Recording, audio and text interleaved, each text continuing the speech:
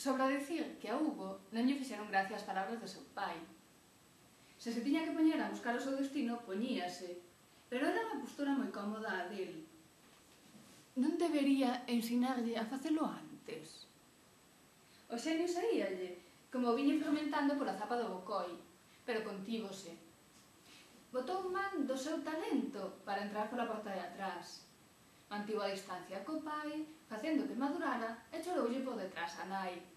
Convenciuna de que o traballo que tiña non lle conviña e acabaron conseguíndolle un deber del nunha dependencia do goberno. Xa no que tiña non facía moito, neste facía aínda menos.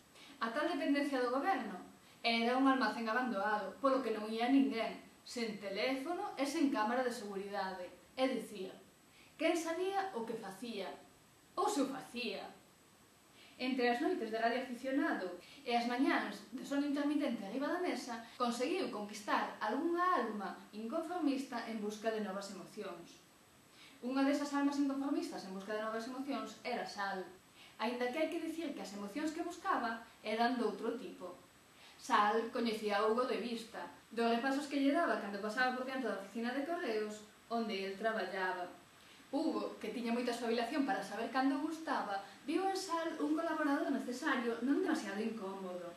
Sabía seguirlle o rollo o suficiente para telo contento, manténdoo na distancia. Era importante telo contento, porque a través da oficina de correos podía controlar as comunicacións, podía chegar a onde a radio non lle permitía. Claro, que na oficina de correos había máis control que no almacén abandonado onde el traballaba. E Sal tampouco era un alto cargo. Case nin tocaba as cartas, vías pasar na cinta do mataselos e nunca sentira a necesidade de abrir ninguna delas, nin a curiosidade por ver que tiñan dentro. Sal, tes que facelo. Non digo con todas, cas que vexas que teñen o mataselos ou o remite do goberno. Ordeu Hugo tratando de disfrazalo de consello. Si, cos gardas ali mirando, queixou Sal. Sal, imaxinas o poder que tes nas túas mans, o importante que eres para nós, dixo Hugo, e dixo poñéndolle a man enriba do xeonllo, cousa que a un Sal empachado de hormonas lle pareceu moi convincente. Non te preocupes, xa pensaremos en algo para que non se decaten, engadiu Hugo. Hugo tamén sabía que non podía manter aquela complacencia por moito tempo. Podería ser para Sal un amor platónico, pero non podía correr o risco de que se lle revelase a medio camiño. Falou con Nicolás, un amigo de infancia co que compartía a maior parte das súas comeduras de cabeza, que lle daba consellos de dubidosa utilidade aos que raras veces facía caso, pero que coñecía moita xente. Pois Hugo, non che sei, 3 ou 4, respondiu Nicolás á pregunta de Hugo. Imos facer unha asamblea, o venres ás 7, dilles que veñan, malo será que algún non lle enche o ollo, pediu Hugo ordeando. Non, non os podo convidar a unha asamblea, fai unha festa ou algo, suxeriu Nico. Unha festa? Non, non é serio, unha festa non procede, non, reflexionaba en alto Hugo.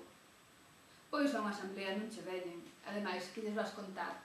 Non sabes de que pau van, ademais, que queres? Ter a garda amarela no outro día diante da porta? Insistiu Nico. E acabou no convencendo. Aproveitando que tiña o pase para o almacén, organizaron o que deron en chamar Festa da Felicidade. Non podían chamarlo de outra maneira. Día do Orgullo Amarelo, suxeriu Nico. Para que se nos plante media garda amarela na festa, dixo Hugo. Home, con non convidalos. Non, mellor Festa da Rebelión, dixo Hugo. Claro, que queres? Que se nos plante aquí media garda amarela, respondiu Nico con retranca. Ois, e traerás algunha tía, porque as amigas da miña moza non creo que queiran vir, pediu Hugo. En 3 días tiñano todo listo. O venres ás 7, no almacén baldeiro do Goberno Amarelo había 3 botellas de whisky, 2 de gaseosa, 4 de bebidas de froitas para combinar, un pequeno bloque de xeo, unha caixa de vasos de cristal de propaganda, unha guitarra, unha pandereta e varias cadeiras plegables.